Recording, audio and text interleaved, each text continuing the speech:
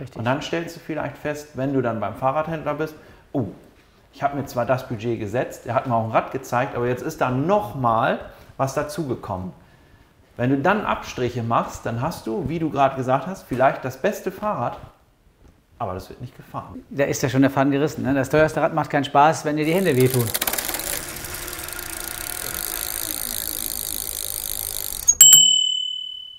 Und hier ein weiteres Video mit Ralf Schulter und Nils Vogler. Moin erstmal. Moin. Ja, ich sag auch mal Moin. Ne? Was sagt man bei euch? Hallo. Hallo. Ne, die Nordrhein-Vandalen oder Nordrhein-Westfalen sind da Genau. etwas anders. Ne? Die sagen Genau. auch schon mal gerne Moin Moin. Ich habe mittlerweile gelernt, Moin Moin ist Gesabbel. Ist schon fast zu Moin viel, ja. reicht eigentlich. Also da wir ja heute in Norddeutschland sind, Moin. Ne? Genau. Moin. Ja, schön, dass du da bist, auf jeden Fall. Danke für die Einladung. Und ja, du siehst schon, ich habe Besuch oder wir haben Besuch. Dieter steht hinter der Kamera, eigentlich immer die Stimme aus dem Off. Gerade eben kurz zu hören, er hat gesagt, heute redet er nicht so viel. Ich habe ja, wie gesagt, Ralf dabei und Ralf ist eigentlich größtenteils in Nordrhein-Westfalen unterwegs. Richtig. Für verschiedene Marken. Wir machen auch noch andere Sachen zusammen. Und in diesem Video hat er was mitgebracht. Wir haben das Produkt Handschuh, ganz neu im Fahrradladen. Wir haben ja einen Fahrradladen am Esch 2 in 26349 Jaderberg. Ich sage das extra nochmal, Nordrhein-Westfalen. Und jetzt auf einmal Jaderberg. Jaderberg ist doch irgendwie ganz dicht am Jadebusen. Nicht, dass das hier für Verwirrung sorgt auf diesem Kanal, aber die meisten wissen das eh. So. Genau. Und du hast vorhin schon was Schönes gesagt. Das teuerste Rad. Das teuerste Rad. Wenn dir die Hände einschlafen oder die Hände wehtun. Denn dann stellt man das Rad irgendwann ganz schnell ab und sagt, aua, mir tut alles weh. Und das kann man tatsächlich mit Handschuhen, dann teilweise noch kombiniert mit guten Griffen, Einschlafen der Hände, da gibt es noch andere Zauberwörter, ich sage immer so gerne Ritzarthrose, Karpaltunnel, das kennt jeder, der etwas älter ist, hat da schon mal seine Schwierigkeiten und wie gesagt, da macht ein teures Rad keinen Spaß, wenn einem die Hände einschlafen und da haben wir natürlich jetzt von der Firma Röckel in diesem Fall mal ein paar verschiedene Modelle mitgebracht, um da mal zu zeigen, was man da tatsächlich alles mit machen kann bzw. verhindern kann. Neben natürlich auch noch dem Schutz. Er polstert ja nicht nur, er schützt auch die Hände. Ich sag mal, jeder, der mal Bekanntschaft mit Schotter gemacht hat und keinen Handschuh anhatte, der weiß, wie schön es ist, wenn man dann die einzelnen Steinchen aus der Innenfläche rauspiekt. Und da ist natürlich auch so ein Handschuh immer sehr gut, wenn man ihn dann trägt. Du kommst ja aus dem Radsport, finde ich, ist immer eine ganz wichtige Info, so dass man auch weiß, so alles klar, wer redet da überhaupt. Du hast ja schon ein paar Kilometer auf dem Fahrrad gesessen und hast aber auch gleichzeitig erzählt, so ein bisschen die Geschichte vom Radhandschuh. Ne? Da hast du mir was erzählt oder uns was erzählt, was ich vorher noch gar nicht kannte. Ja, und manchmal ist das ja so, man weiß eigentlich gar nicht, was man gar nicht weiß. Also der Ursprung des Handschuhs ist ja eigentlich, früher hieß er tatsächlich Bremshandschuh. Das ist natürlich schon ganz, ganz lange her, wenn man sich daran erinnert. Da gab es die Räder, ich weiß jetzt gar nicht, wie diese Bremsen heißen, die ja auf die Reifen gedrückt haben. Stempelbremse. Und die Bremswirkung war tatsächlich natürlich nicht immer so gut. Da hat man dann tatsächlich, wenn es ganz knapp wurde, mit den Handschuhen, quasi mit der Hand nachgeholfen. Und daher kommt tatsächlich eben dieser Bremshandschuh. Bremshandschuh ist natürlich dann im Laufe der Evolution des Fahrrads irgendwann entfallen, weil natürlich auch die Bremsen, die Technik immer besser geworden ist. Es gibt natürlich noch die Kategorie Bahnradsport. Da ist es tatsächlich immer noch wichtig, weil da hat ja der Fahrer keine Bremse. Und da ist es natürlich dann auch manchmal hilfreich, wenn man tatsächlich jetzt von höheren Geschwindigkeiten schnell runterkommen will, dass man dann tatsächlich auch den Handschuh zur Hilfe nimmt und dann natürlich schön vorne auf den Reifen presst und dann eben die Geschwindigkeit verringert. Mit der flachen. Genau. Das ist so der Ursprung tatsächlich des Handschuhs. Und jetzt auch gerade, wenn wir jetzt von der Firma Röckel sprechen, ist ja auch eigentlich eine der ältesten Handschuhmarken, die es seit 1800, schlag mich tot, 42 glaube ich, mittlerweile in der 6. Generation. Wo steht es, glaube ich? 1839. Genau. Ja, das ist natürlich so wie gesagt der Ursprung des Handschuhs. Mittlerweile gibt es dann natürlich viele Kategorien über Polster. Polster macht natürlich mittlerweile sehr viel aus. Das schlägt sich dann natürlich auch teilweise auf den Preis. Ne? Wenn wir jetzt einen normalen Schaumstoff, Foam-Polsterung nehmen, das ist so der Preiseinstieg. Da kann man tatsächlich mit Handschuhen schon für unter 20 € anfangen. Aber es gibt natürlich auch mittlerweile, wenn man, und das ist natürlich auch der ganzen E-Bike, des E-Bike-Booms geschuldet, dass man auch viele Leute, die früher nicht viel Fahrrad gefahren sind, sehr lange Strecken und dann natürlich auch der Anspruch an eine bessere Polsterung immer höher wird. Und dadurch gibt es, oder dem geschuldet, gibt es natürlich auch mittlerweile mehrere Polsterungen und man kann selbst für einen Kurzfingerhandschuh heute auch schon 70 € ausgeben. Für mich ist es ja in Wirklichkeit ein neues Produkt. Wir haben ja, ich weiß es nicht, seit über 10 Jahren ein Fahrradgeschäft, aber wir haben noch nie wirklich Handschuhe verkauft. Und irgendwann habe ich so gedacht, das ist schon ein wichtiger Punkt, weil, wie du schon gesagt hast, Polsterung, einschlafende Hände und so weiter, das ist nochmal mehr unterstützend als allein ein guter Griff. Ja, wir haben jetzt hier eine kleinere Auswahl oder eine kleine Auswahl von verschiedenen Handschuhen mitgebracht. Einmal über die Polsterung, einmal über den Preis, weil wie gesagt, da gibt es natürlich auch eine extrem große Spielwiese. Ich fange eigentlich mal bei einer unserer Top-Handschuhe an. Das ist in diesem Fall das Modell Irai. Bei dem Irai ist allerdings tatsächlich das Besondere, tatsächlich die röckeleigene Polsterung. Das ist eine Bifusion, nennt sich Bifusion. Das ist eine 2-Lagen-Polsterung. Das ist so ein Gemisch aus Gel und Schaumstoff, was den Vorteil hat, dass es sich extrem gut der Hand anpasst, also ein wahnsinnig gutes Dämpfungsverhalten hat, dann eben auch noch sehr wichtig in der Daumenbeuge, weil da ist es bei vielen Leuten das Problem, ne, weil der Daumen ist ja immer abgespreizt und da kann es oft zu Schmerzen kommen. Das ist also bei hochwertigen Handschuhen auf alle Fälle immer so ein Merkmal, dass es sich auch hier um ein hochwertiges Modell handelt, dass eben diese Polsterung auch in der Daumenbeuge ist. Dann haben wir in diesem Fall bei dem Irai, der ist ein etwas längerer geschnittene. Da gehen die Meinungen auseinander, der eine mag kürzer, der eine mag länger. Also das gibt es immer in sowohl als auch. Wir haben bei dem Irai eine Lycra-Obermaterial, sehr luftig geschnitten, gehalten, damit auch da eine sehr gute Atmungsaktivität ist. Wir haben dann einen ganz klassischen Klettriegel. Und ganz wichtig ist bei diesen Handschuhen, wir haben diese Ausstiegshilfe, weil da passiert tatsächlich meistens bei preiswerten Handschuhen, wenn man das nämlich nicht hat, macht man mit den Fingernägeln den Handschuh auf Dauer kaputt. Ja, man sieht das hier, man geht hier in diese rein und zieht den Handschuh so aus und macht dann eben dadurch tatsächlich die Nähte nicht kaputt. Das ist also ein ganz wichtiger Part. Ganz wichtig ist auch mittlerweile, dass die Handschuhe waschbar sind bei 30 Grad. Natürlich, um andere Textilien zu schonen, sollte man sie immer in einen extra Waschbeutel. Das gibt es ja heute, weil natürlich der Klettverschluss schon mal gerne dann irgendwo hängen bleibt und Fäden verursacht bei den anderen Materialien. Das sind so kleine Sachen, die man da berücksichtigen muss. Aber wichtig ist eben tatsächlich auch die, wie du gerade richtig gesagt hast, man schwitzt auch an den Händen, sollte man natürlich auch die Handschuhe mal waschen. Das ist ganz klar. Den Irai gibt es natürlich, wir haben jetzt hier tatsächlich 2 Farben, ne? Das ist mal so ein bisschen was in so einer modernen Farbe, in so einem, ja, Forest heißt diese Farbe, also diese Erdfarben. Die passt super zu meinem Gravelbike, was richtig, andere genau. Laufräder hat. Klassisch natürlich auch in schwarz, aber es gibt natürlich auch noch andere Farben. Dann haben wir noch einen Handschuh mitgebracht, das ist das Modell Igura. Hier ist eigentlich die Besonderheit, dass wir hier diese sogenannte EcoSense. EcoSense heißt eigentlich, dass bei diesen Handschuhen sehr viel Wert darauf gelegt wurde, aus nachhaltigen Produkten, also aus recycelten Produkten zu produzieren.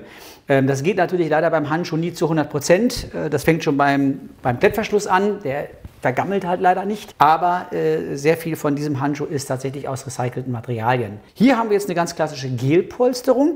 Das heißt jetzt nicht, dass die schlechter ist als das Bifusion. Bifusion ist tatsächlich das Top, aber wer jetzt sagt, okay, ich fahre jetzt gar nicht so viel. Das ist das Premium-Produkt. Das ist das Premium-Produkt. Ja, die Bifusion da habe ich ist tatsächlich den größtmöglichen Komfort. Ja.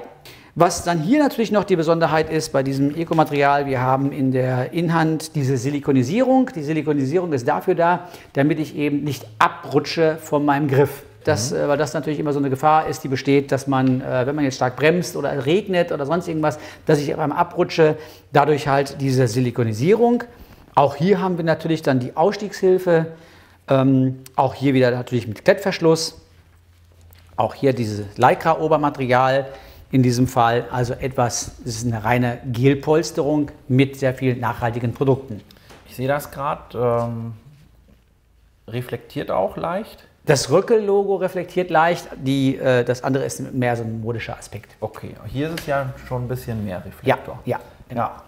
Finde ich beim Handschuh auch immer wichtig, gerade beim Abbiegen oder so, wenn man doch mal im Dunkeln unterwegs ist. Tatsächlich bietet die Firma Röckel auch Handschuhe an mit Reflektor. Also wenn man tatsächlich jetzt Pendler ist, gibt es so etwas auch als stark reflektierend, was natürlich auch immer ein Sicherheitsaspekt ist. Wie sagt man immer, meine letzten Worte waren, ich hatte Vorfahrt. Jeder, der pendelt und auch in der dunklen Jahreszeit fährt, jedes Teil, was in irgendeiner Art und Weise reflektiert, hilft. Ne? Einfach für die Sichtbarkeit. Ne? Du hast gerade gesagt, abrutschen bei Regen und so weiter.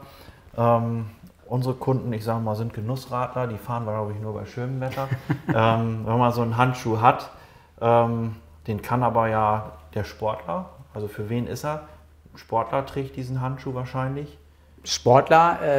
Es gibt natürlich noch die nächste Zielgruppe, wenn man jetzt sagt, so ein bisschen multifunktionell. Handschuhe eignen sich natürlich auch wunderbar. Nordic Walking, wenn man tatsächlich mit Stöcken arbeitet, da eignet sich natürlich auch ein Handschuh immer sehr gut. Kann man auch einen Radhandschuh nehmen? Kann man auch einen Radhandschuh nehmen, weil er natürlich genau den Komfort bietet, auch genau den Grip. Ich habe eigentlich das Gleiche. Ne? Genau. Ich auch die, Ja. Oder tatsächlich verkaufen wir auch, deswegen sollte man auch als Händler die Kurzfingerhandschuhe nie weglegen, also so nach dem Motto, jetzt ist Herbst, jetzt kommen meine Winterhandschuhe, weil auch viele Kurzfingerhandschuhe in Studios getragen werden. Und viele Leute, auch schon gehört. Viele Leute gehen halt ins Studio, sei es an einem Gerät oder natürlich an meinem Indoor-Bike natürlich. Und auch da ist man natürlich vor einschlafenden Händen nicht gefeit, wenn man da stundenlang auf seinem Indoor-Bike sitzt. Also da ist sicherlich auch immer wieder auch eine Nachfrage nach, wenn die Leute ins Studio gehen, was ja natürlich immer im Herbst auch dann immer mehr passiert. Ja, und dann haben wir nämlich noch einen Preiseinstieg, den Bruneck mitgebracht, der auch einfach natürlich, nicht einfach, der hat auch dann die Gelpolsterung, die Ausstiegshilfe mit der Silikonisierung, dem Inklett, der hat dann auch noch so diesen sogenannten, viele Handschuhe haben so einen Wischdaum, wenn man halt tatsächlich mal ein bisschen stark schwitzt, dass man sich auch mal die Stirn damit so ein bisschen entfeuchten kann. Hier ist es jetzt auch wieder so ein Lycra-Obermaterial. Er hat auch die Einstiegshilfe. Er ist halt einfach auch von der ganzen Machart etwas preiswerter gehalten, eben als Einstiegshandschuh, weil viele Leute sagen, Mensch, ich fahre nur einmal in der Woche ein Fahrrad, da reicht auch dann der Handschuh für knapp 25 €. Ja. Dann fällt mir gerade noch eins, was viele immer sagen, ja, so ein Handschuh, jetzt fahre ich bei schönem Wetter, ich werde ja gar nicht braun. Es gibt also Handschuhe, die sind wirklich tatsächlich so dünn, die bräunen durch. Dass da eben nicht so dieses klassische hier und hier da weiß ist und da sieht man, ein Radfahrer. Also das kann man auch mit hochwertigen Handschuhen, das ist jetzt nicht irgendwas Günstiges, aber es gibt es auch tatsächlich durchbräune Handschuhe in langer Variante oder eben als auch sogar Kurzfinger. Mit Fingern? Ja, und last und least haben wir dann nochmal ein Modell mitgebracht. Das ist dann eben ein ganz klassischer Langfinger.